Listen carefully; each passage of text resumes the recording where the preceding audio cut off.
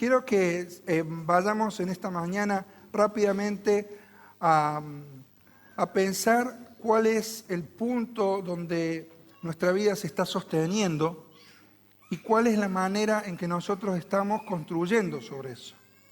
Es decir, cuál es el sostén, el basamento de nuestra vida en un tiempo donde la iglesia está sufriendo diferentes embates, donde se está construyendo un cristianismo sin Cristo, sobre el fundamento de buenas obras, sobre el vendaval del emocionalismo absoluto, sobre el vendaval del racionalismo absoluto.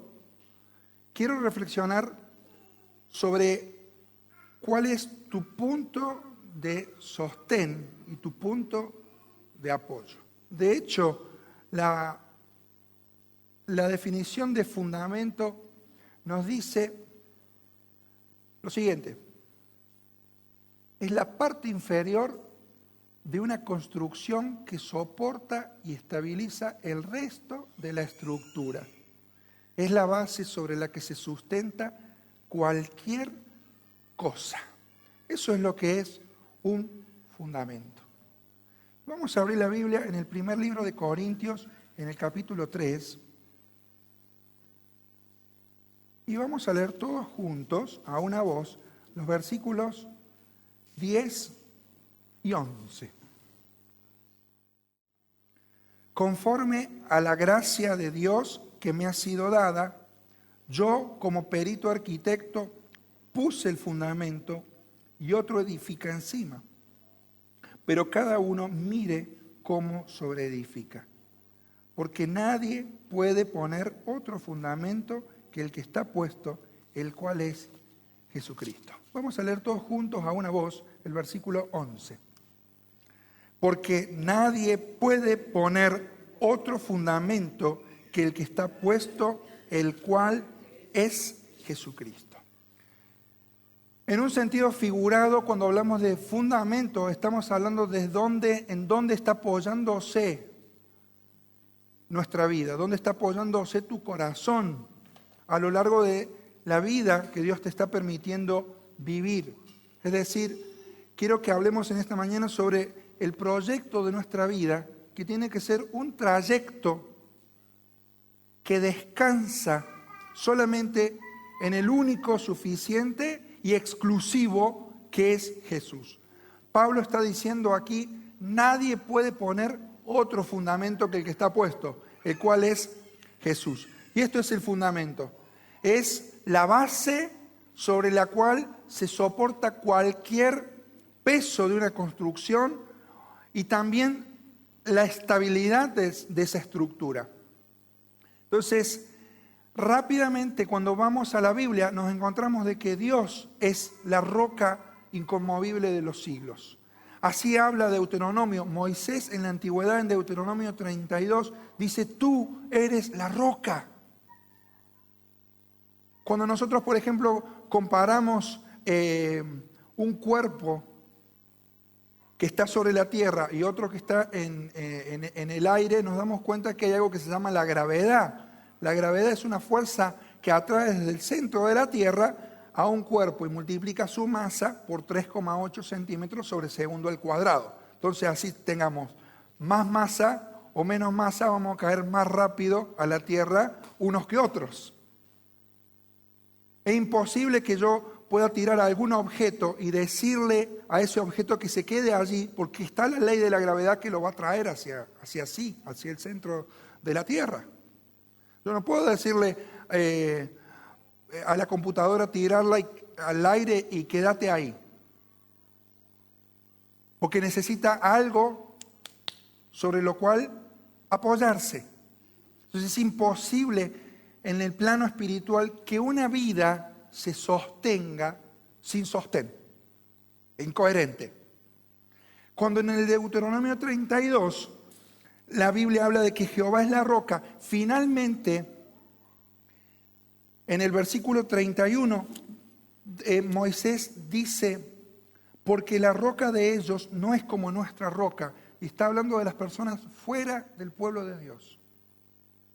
Comienza el 32 diciendo, tú eres la roca, pero termina diciendo, nuestra roca, la roca eterna, no es la misma roca que la roca de los pueblos que no te conocen. ¿Sabes por qué? Porque el fundamento de las personas muchas veces es endeble como una arena movediza, como pequeñas partículas que se han desintegrado y allí la gente está nadando en sus errores y en sus pecados, tratando de hacer pie.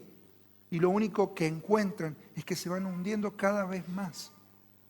La Biblia nos habla de que Dios fundó la tierra con su sabiduría. La Biblia nos dice también de que, como leímos recién, hay fundamentos inciertos en los cuales la gente se apoya. La Biblia nos dice en el Salmo 11:3, si los fundamentos fueren rotos, ¿qué va a hacer el justo? Una nación que no tiene basamento, que no tiene códigos, que no tiene base, que no tiene justamente algo que pueda soportar su crecimiento, nunca va a crecer. La Biblia nos habla de que Cristo fue el Cordero destinado desde antes de la fundación del mundo. Y cuando la Biblia nos habla en el mismo libro de Corintios, en el capítulo 10, dice que la roca era, ¿quién? Cristo. Es decir, Jesucristo, el Señor, es la roca sobre la cual tu vida y mi vida deben descansar. No hay otro nombre dado a los hombres en el cual nosotros podamos hacer pie, donde podamos construir nuestra vida. Cuando las vidas van pasando el tiempo y van tratando de hacer pie sobre arenas movedizas, encuentran fracaso tras fracaso y tras fracaso. Cuando la gente se encuentra con el Señor y ponen sus pies sobre la roca inconmovible de los siglos, su vida cambia y estas piedras muertas son piedras vivas, porque Jesucristo, que fue el Cordero destinado desde antes de la fundación de los fundamentos del mundo, Él murió en la cruz por nosotros, por vos y por mí. Y cuando nosotros le aceptamos realmente en el corazón, pasa algo. ¿Qué pasa? Y pasa lo primero, lo que dice el Salmo 40.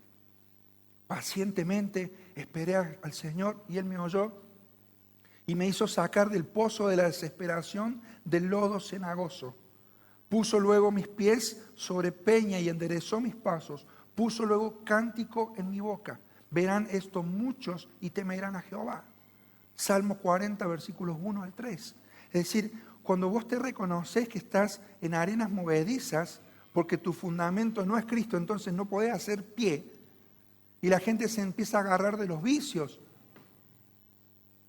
Se empieza a agarrar de diversas cosas que van queriendo en esa persona hacer las veces de fundamento, pero se desespera más porque se encuentra con que no puede hacer pie sobre eso. Cuando uno escucha el mensaje de salvación de Jesucristo, Dios en su gracia lo saca a esa persona del pozo de la desesperación, lo pone en un lugar amplio y espacioso. Le pone un canto de victoria. Ya no es un cántico de angustia, de depresión, de derrota, de desesperación. Es un canto de victoria. Y verán esto muchos y temerán a Dios. Por eso cuando la persona acepta a Cristo en su corazón y cambia su vida, las personas comienzan a preguntarle, ¿vos qué te pasó? Que vivías así y ahora vivís de esta otra forma. Ha habido una transformación espiritual. Dios, el Cordero de Dios fue muerto en la cruz, pero Él vive. Y lo que hace Dios para darnos a nosotros vida es transformar un pedazo de cascote tirado que somos nosotros y darnos su vida. Y la Biblia nos compara a nosotros con piedras vivas. Ahora, ¿qué hace Dios con esas piedras vivas que somos nosotros? ¿Nos deja ahí tirados? No. Nos pone en lugares especiales para que nosotros podamos tener un éxito trascendente en la vida. Empecemos a pisar fuerte y a construir como Dios quiere. Por eso quiero que veamos 4 pilares del éxito. El primero ya sabemos que es Cristo. Nadie puede poner otro fundamento. Esa es la primera invitación para esta mañana. Si tu vida no está fundada en Cristo, lo primero que hay que hacer es tomar esta decisión. Porque si no vas a seguir empantanado en la desesperación. Y si Dios te trajo, esto es así de simple. La sangre de Jesucristo nos limpia de todo pecado, pero Él también, como vive, transforma un pedazo de cosa tirada que éramos nosotros por su gracia y nos transforma y nos pone en un lugar especial. Ese lugar especial es la iglesia. Entonces ahora quiero que hablemos en cómo nuestra vida cuando recibió a Cristo debe construirse. ¿Cuál debe ser el paso que vos debes dar, que enseña la palabra para que realmente tengamos vidas exitosas? Y en primer lugar, vamos a ver una de 3 metáforas que Pablo usa a lo largo de todo el capítulo 3 del primer libro de Corintios. La primera metáfora tiene que ver con la familia. Mira lo que dice Pablo. Versículo 1 del capítulo 3. De manera que yo, hermanos, no pude hablaros como espirituales, sino como a carnales, como a niños en Cristo. Les di a beber leche y no vianda, porque aún no erais capaces, ni sois capaces todavía, porque aún sois carnales. Pues habiendo entre vosotros celos, contiendas y disensiones, ¿no sois carnales y andáis como hombres? Porque diciendo el uno, yo ciertamente soy de Pablo, y el otro, yo de Apolos, ¿no sois carnales? ¿Qué pues es Pablo y qué es Apolos? Servidores por medio de los cuales habéis creído, y esto según lo que a cada uno le concedió el Señor. Es decir, una vida con Cristo es una vida que no está suspendida sobre la nada. Está plantada en la roca que es Cristo, pero como roca espiritual es puesta con vida espiritual en la familia. Pablo utiliza ahí una expresión. Dice, yo les quise hablar a ustedes como adultos, pero encuentro que le tengo que hablar a niños espirituales. En el capítulo 2 de 1 Corintios, en el capítulo que antecede, Pablo habla de la humanidad en 2 clases de grupos. Y habla él del hombre natural, que es la persona que biológicamente ve la luz del sol. Todos los seres humanos tenemos una vida natural, pero también Pablo habla de una persona, del hombre espiritual, y dice, son aquellos estos que han nacido de nuevo y que pueden discernir las cosas de Dios. Capítulo 2. Ahora en el capítulo 3 va a volver a abrir el espectro dentro de un hombre y una mujer nacidos de nuevo, es decir, que están en la familia de Dios. Y va a decir, hay personas que son niños y que es normal que sean niños en el aspecto espiritual porque acaban de nacer de nuevo. El problema que estaba teniendo Pablo con los corintios es que estos niños todavía seguían siendo niños y había pasado mucho tiempo. Entonces encontramos aquí que la iglesia está vista como bajo la metáfora de una familia. Personas maduras por un lado, pero personas inmaduras por el otro lado. Ahora, el punto crítico aquí se llama desunión. Unos decían, yo soy de Apolos, yo soy de Pablo. Los más espirituales decían, yo soy de Dios, de Cristo. Y estas personas eran solamente instrumentos que Dios había usado para llevarlos a conocer al Salvador, nada más. Y esto según lo que le había concedido el Señor. Por eso no hay peor cosa que querer hacer algo que Dios no le dio a uno. Porque va a pasarse su vida frustrado e infeliz. Fracasado tras fracaso tras fracaso. Busque lo que Dios le concedió y construya sobre eso. Ahora, ¿cuál es el punto aquí? La desunión en la iglesia muestra inmadurez espiritual en la iglesia. Pablo no pudo dirigirse a personas adultas en el espíritu, sino a niños. Dice, yo les tuve que hablar a ustedes como niños. La desunión en la iglesia es vista aquí como una muestra de mundanalidad. Porque dice, habiendo celos entre ustedes, contiendas y disensiones, ¿no son carnales? Es decir, están andando como el mundo está andando. Y ahora Pablo se dirige a personas que han nacido de nuevo. Y estas palabras de hoy y las del próximo domingo nos tienen que servir para poner bien claro cuál es el fundamento de nuestra iglesia. El fundamento de nuestra iglesia es Cristo Jesús. Pero sobre ese fundamento, cada uno de nosotros debe mirar cómo está sobre edificando. Lo primero que Dios ha hecho al nacer de nuevo es meterte en una familia que es la iglesia. Pero si vos has nacido de nuevo, no puede ser que pase el tiempo y siga estando en lo mismo. La desunión aquí en la iglesia mostraba también la destrucción dentro de la iglesia. Unos tiraban para un lado, otros tiraban para otro. A mí me agrada este, a mí me gusta esto. Hago las cosas como me parece a mí. Y entonces, más adelante, en el versículo 16, hay una advertencia, que el que destruye el cuerpo de Cristo, Dios lo destruirá. Y no está hablando solamente del cuerpo, sino que está hablando del cuerpo. Un signo, amigo mío, de inmadurez son tus celos, tus contiendas. Fíjate cómo va avanzando el texto, ¿no? Primero comienza hablando de celos. Ese celo que está en el corazón de cada uno de nosotros muchas veces es muy oculto, pero somos tapando muy celosos.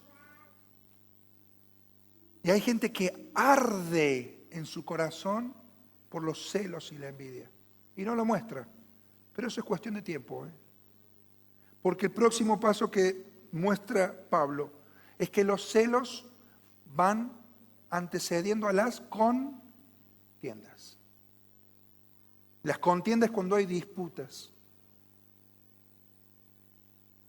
Y después eso engendra otro problema, son las disensiones. Cuando Pablo comienza hablando a los Corintios, le dice en el capítulo 1 y el versículo 10, les ruego pues, hermanos, por el nombre de nuestro Señor Jesucristo, que habléis todos una misma cosa y que no haya entre vosotros divisiones, sino que estéis perfectamente unidos en una misma mente y un mismo parecer. Pero cuando a mí me parece una cosa y a vos te parece otra, y a vos te parece otra, y yo hago las cosas como a mí me parecen, cada uno hace como le pasaba en el tiempo de los jueces. Cada uno hace lo que bien le parece. Y es un tiempo de anarquía y de pérdida total.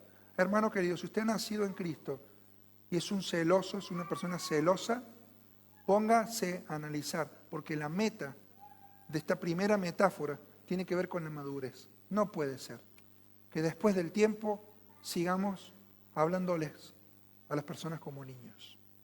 Tenemos que hablar en otro nivel. ¿Se entiende? Tenemos que madurar. O sea, las pruebas que vivimos, las cosas que vivimos, manifiestan no nuestras capacidades. Esas son dadas por Dios, sino el carácter, que es lo que Dios ha hecho en nuestro corazón. Si yo recibí a Cristo, puedo tener muchas capacidades, pero si mi carácter no me acompaña, viejo, soy un inmaduro. Y no voy a poder aspirar a nada más. Porque es la primera metáfora que Pablo utiliza en el capítulo 3 de Corintios. Fíjate dónde comienza el punto. El punto comienza en un corazón que tiene cosas adentro guardaditas. Nadie las ve, nadie las sabe, pero tarde o temprano eso comienza a manifestarse. Entonces, primer pilar del éxito para tu vida, plantarte sobre Cristo. El segundo es, sabiendo que por fe estás en la familia del Señor, el poder de Dios, de Cristo en nuestras vidas hace que podamos nosotros dejar de ser niños, de beber lechita espiritual y empezar a comer buenas porciones suculentas de la palabra de Dios y discernir espiritualmente lo que Él quiere. La segunda metáfora que Pablo utiliza no es la de la familia, pasa desde el versículo 6 hasta el versículo 9, su primera parte, a la metáfora del campo y la cosecha. ¿Qué quiere Dios cuando salva a las personas? Dios las quiere sacar del pozo de la desesperación y darles salvación. Todos estamos hundidos en el pecado, pero Dios te ha levantado, te ha sacado de ahí, te ha limpiado, y eso es lo que hace la sangre de Jesucristo. Dos cosas. La Biblia nos dice que que Dios es fiel y justo para perdonar nuestros pecados y limpiarnos de nuestras caídas en pozos profundos. De allí nos sacó, nos limpió con su bendita sangre, nos ha puesto en un lugar que se llama iglesia, la familia de Dios, donde tenés que madurar. Y eso no es el paso del tiempo, no es ser hijo de nadie. Eso es el proceso espiritual que Dios usa para que podamos crecer. Niños, Juan se refería en el capítulo 1 y en el capítulo 2 de su primera carta a sus hijitos, a los jóvenes, a los padres espirituales, generaciones espirituales que se van desarrollando en la iglesia. Ahora, cuando no hay niños, no hay reproducción. Y esta segunda metáfora, fíjate vos que tiene que ver con eso. Tiene que ver con la meta del crecimiento. Pero vamos a ver qué crecimiento. Mira, versículo 6. Yo planté, Apolo regó, pero el crecimiento lo ha dado Dios. Así que ni el que planta es algo, ni el que riega, sino Dios que da el crecimiento. Y el que planta y el que riega son una misma cosa, aunque cada uno recibirá su recompensa conforme a su labor, porque nosotros somos colaboradores de Dios, y vosotros sois labranza de Dios, edificio de Dios. Pablo puso entonces una metáfora, ahora avanzó a otra. Lo primero que Dios te dice en esta mañana, ponete en plan de madurar, hijo.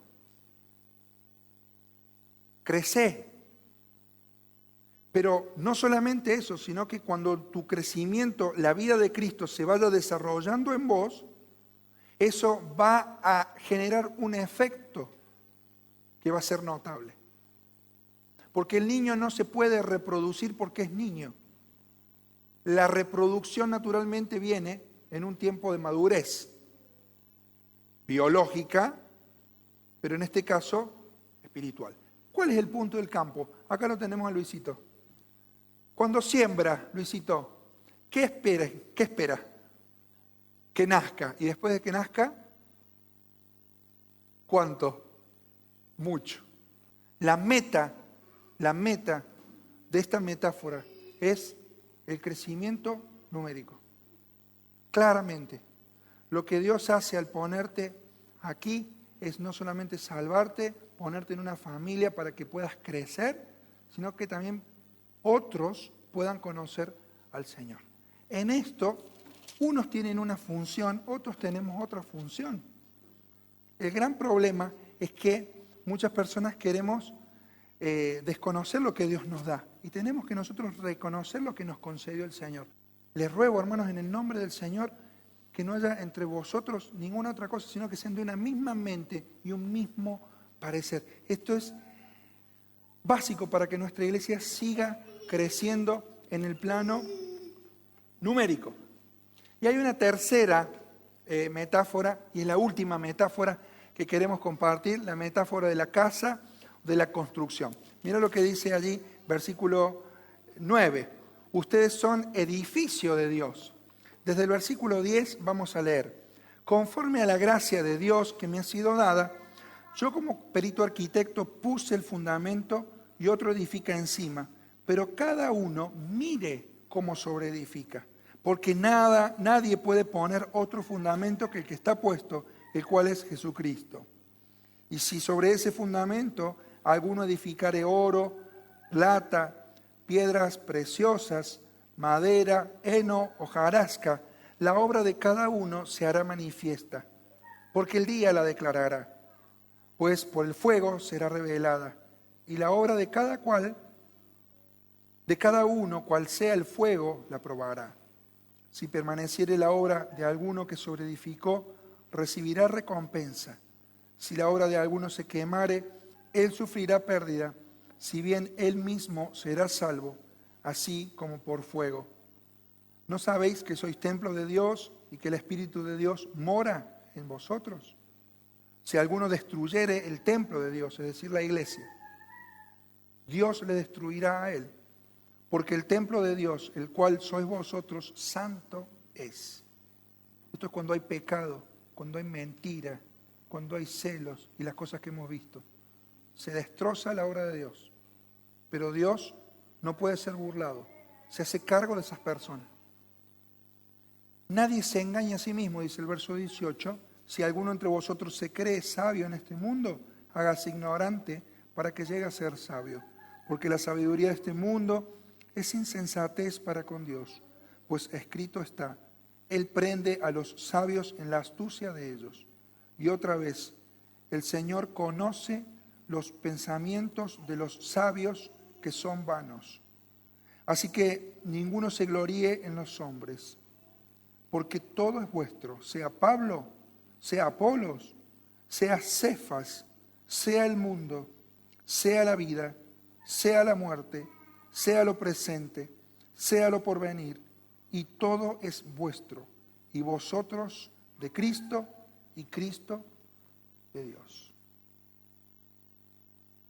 En esta tercera metáfora, Pablo está hablando de la iglesia como una construcción y nos está diciendo cómo estamos nosotros construyendo. ¿Sobre quién es Cristo? ¿Hacia quién es el campo? Pero ¿cómo es la construcción? Entonces presenta varios materiales, algunos que resisten el fuego y otros que no resisten el fuego. El día final, Dios va a levantar a su iglesia y cada uno de nosotros, dice la Biblia, dará cuenta a Dios de sí. Esto es ineludible, esto es personal y la recompensa de esto será permanente. Lo que vos edificaste sobre el odio, sobre la mentira, sobre los celos, sobre la carnalidad, esa cosa, por más apariencia de piedad que tenga ante los ojos de los hombres, finalmente se reducirá a la nada misma. Y vas a quedar peladito sobre Cristo y entrar rapidito al cielo.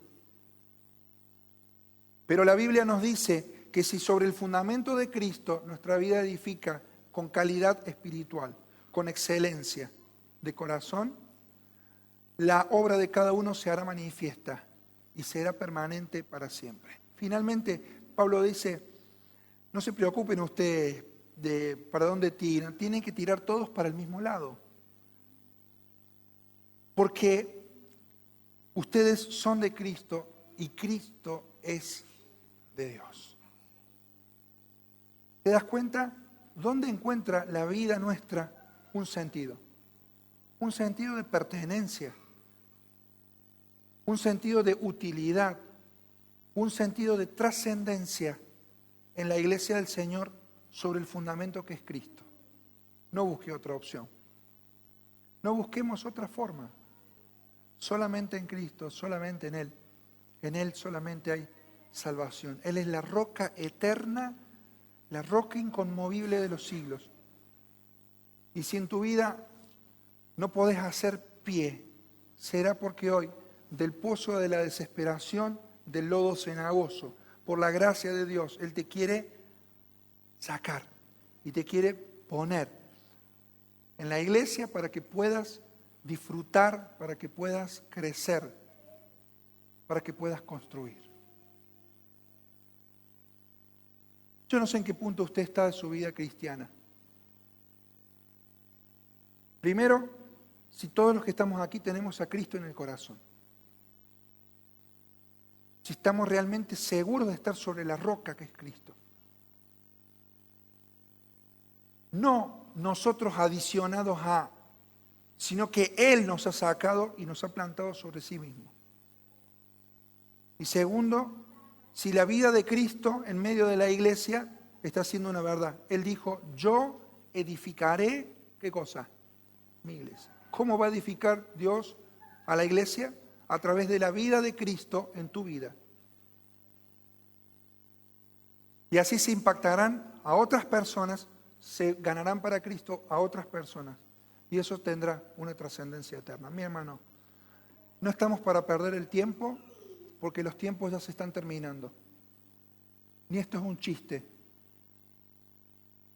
Estamos ante la seriedad de tomar determinaciones eternas. Y yo te pido en el nombre del Señor a que tomes en serio tu proceso de madurez espiritual. a que dejes de ser un niño y comiences a aspirar a las cosas de Dios, a comer de la palabra de Dios, a crecer. La meta es tu madurez, la meta es cantidades de personas, campos blancos para la siega. La meta es la calidad que finalmente nunca jamás terminará si lo hacemos por amor al Señor. No sé cómo lo ves. Esa es la palabra que el Señor me dio para ustedes y para mí, en primer lugar, hoy día. Tomar seriamente el desafío de que como iglesia arranquemos por el primer pasito. Si vos no sos de Cristo, plantar tu vida hoy sobre la roca que es Cristo. Y si tu vida realmente está segura en Él, empezar por el primer punto, que se llama, ¿cómo? Madurez. Comprométete con la madurez. Y da pasos. Hacete un ABC, búscate a alguien que cuide de vos, que te ayude. Si no estás bautizado, toma ese paso. Si no es miembro de la iglesia, hágase miembro de la iglesia. Busque la manera en lo espiritual de crecer. Y lo demás también el Señor lo hará por su gracia en medio nuestro. Vamos a orar. Quiero plantar este desafío para toda la iglesia. Y sé que a lo mejor puede haber llegado aquí una persona que necesite reconciliación con el Señor, que necesite realmente poner sus pies sobre Cristo porque no está haciendo pie. Está construyendo su vida sobre la arena. Y está viniendo un vendaval en su vida, una tormenta. Y siente que esa casa que construyó se le está todo derrumbando. Yo te animo en el nombre del Señor a que le digas: Señor, sácame de este pozo y plántame sobre Jesús. ¿Te animás a hacerlo? Yo te voy a animar a que lo puedas hacer en esta mañana, a dar este paso, primer paso en tu vida. Voy a pedirte que cierres tus ojos, inclines tu rostro y en silencio le puedas decir así: Señor y Dios, te reconozco en mi vida a partir de hoy como la roca de mi salvación. Señor, sácame del pozo de la desesperación. Quítame de estas arenas movedizas y ponme sobre Cristo, Señor. Te pido perdón por mis pecados. Te pido que entres en mi corazón y que de las ruinas de mi vida tú puedas hacer algo con sentido. En tu nombre, Señor Jesús, te entrego mi vida hoy. Amén. Si esa ha sido tu decisión en esta mañana, me gustaría conocerte, saber si la has tomado esta decisión, si has orado conmigo. Y por la iglesia en general, el desafío de crecer, hermanos, en calidad, en madurez, en cantidad. Señor, dejamos este tiempo en tus manos. Honramos tu nombre sobre todas las cosas de esta tierra, sobre el universo. Tú eres digno de suprema alabanza, de suprema adoración. Ayúdanos a madurar, Señor. Ayúdanos a vencer esas cosas que están entre nosotros. Quítalas, Señor, para que podamos dejar de ser niños y crecer, ser padres espirituales de nuevas generaciones de creyentes que vendrán. Nos rendimos a ti, Señor, y confiamos en que tu vida en medio de tu pueblo nos hará crecer para la gloria de tu nombre y la bendición de tu pueblo. En el nombre del Señor Jesús. Amén.